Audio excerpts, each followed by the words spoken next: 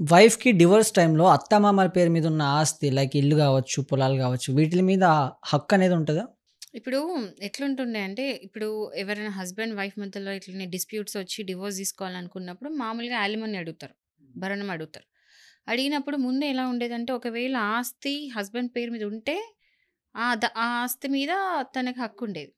కానీ వాళ్ళ అంటే అత్తమామ అంటే ఇన్‌లాస్ మీద అంటే హస్బెండ్ వాళ్ళ ఆస్తి గనక వాళ్ళ పేరెంట్స్ పేరు మీద ఉంది. అంటే హస్బెండ్ వాళ్ళ పేరెంట్స్ పేరు మీద ఉంటే గనక ఏమయ్యేది అంటే అది ఆస్తి ఆయనది గాదు గదా! అని చెప్పేసి ఇచ్చేవాళ్ళు గాదు. ఇది ఎప్పటి వరకు 2020 వరకు. బట్ 2020 తర్వాత ఈ గేమ్ అనేది చేంజ్ అయింది. ఈ మెయింటెనెన్స్ గేమ్, ఈ యాలిమనీ గేమ్ అనేది చేంజ్ అయింది.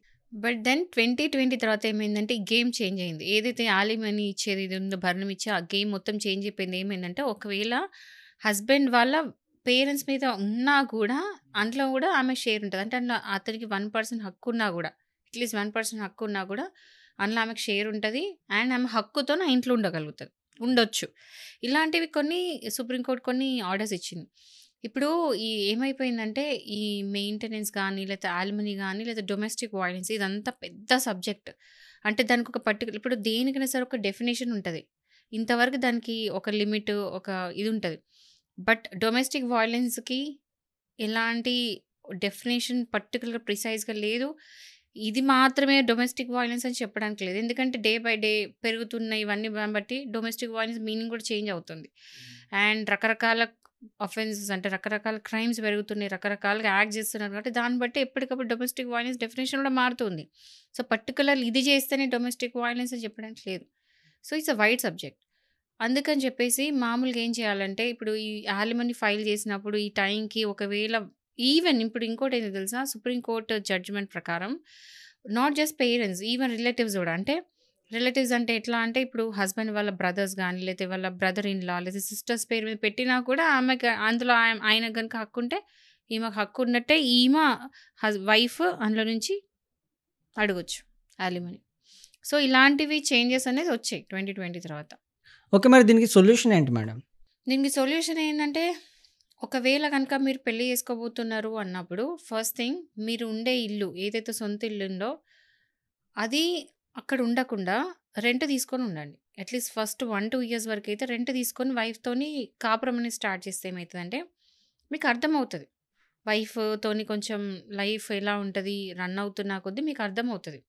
ఎట్లుంటది లైఫ్ అని.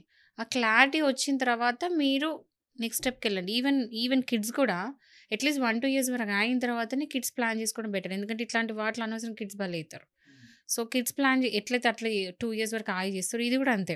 ఒక 2 ఇయర్స్ వరకు అట్‌లీస్ట్ రెంట్ ఉండి, తనతోని కాపురం చేసిన తర్వాత, ఆ అమ్మాయి మనస్తత్వం అర్థమైన తర్వాత, మీకు ఏ ఇష్యూస్ లేనన్న తర్వాత అప్పుడు మేబీ మీ ఇష్టం వచ్చినట్టు ఉండొచ్చు. బట్ ఫస్ట్ 1, 2 ఇయర్స్ వరకు ఇట్లా రెంట్ తీసుకొని అట్లుండడం. ఇంకోటి ఎవరికైనా సరే మీ హస్బెండ్స్ గనుక సొంత ఇల్లుండుంటే, అది అందులో ఉండకుండా, అది రెంట్‌కిచ్చేసి మీరు మళ్ళీ రెంట్‌కుండండి. ఏదైతే సొంత ఇల్లుందో, ఆ సొంత ఇంట్లో డైరెక్ట్ మూవ్ అవ్వకుండా, ఆ సొంత ఇల్లు వేరే వాళ్ళకి రెంట్ ఇచ్చి రెంట్ తీసుకుంటూ, అదే రెంట్ మీరు వేరే ఇల్లు తీసుకొని మీరు రెంట్ పే చేయండి. ఇదొక టెక్నిక్ అనమాట. దానివల్ల ఏందంటే, ఆమె రేపొద్దున ఒకవేళ డొమెస్టిక్ వయలెన్స్ కేస్ పెడితే, ఏ టైంలోనొచ్చి సరే ఆమె పోలీస్ కేస్ పెట్టిందంటే వచ్చి అంటే ఈవెన్ తాళమేసినా గూడా ఇంటి లోపలికొచ్చేసి తన వస్తువులు తను తీసుకెళ్తా అనొచ్చు. సో, సొంత ఇల్లు ఇది నాది హక్కు అని చెప్తే మాత్రం తనొచ్చి తన హక్కు క్లెయిమ్ చేసుకోవచ్చు. మరి రెంటల్ అంటే మాత్రం క్లెయిమ్ చేసుకోవడం ఉండదు. ఎందుకంటే రెంట్ ఇచ్చినది వేరే వాళ్ళది హ్యాండ్ ఓవర్‌లో ఉంటది కాబట్టి ఆమొచ్చి అదన్నీ చేసే అవకాశాలుండవు. సో, ఇట్లాంటి కొన్ని తీసుకుంటే ఏందంటే మేబీ కొంచెం వరకు చేయొచ్చు. బట్ నేనేమంటున్నా అంటే ఇది నెగెటివ్‌గా తీసుకోవద్దు పబ్లిక్ కూడా. ఎందుకంటే ఏంటి ఇట్లా 1, 2 ఇయర్స్ వరకు ఇట్లా టెక్నిక్స్ అంటే ఏంటంటే ఇప్పుడు అయ్యే పరిస్థితుల్లో, ఇప్పుడు అయితున్న ఇన్సిడెంట్స్ చూసి ఇప్పుడున్న పరిస్థితుల్లో మనం కూడా దానికి తగ్గట్టు ఇప్పుడు ఏదైనా రోగం వచ్చిందనుకోండి దానికి తగ్గట్టు మనం మొత్తం రోగం ముదిరిన తర్వాత మెడిసిన్స్ తీసుకునే కంటే ముందే ఓ వ్యాక్సినేషన్ ఇప్పించుకుంటే రోగం రాకుండా ఉంటది గదా!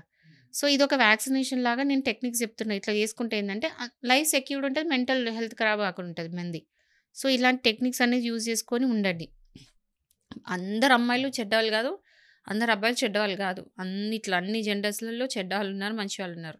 సో, ఒకవేళ ఇట్లాంటి అయ్యే ఛాన్సెస్ ఉన్నాయి కాబట్టి ఇలాంటి జాగ్రత్తలు తీసుకోండి అని చెప్తాను.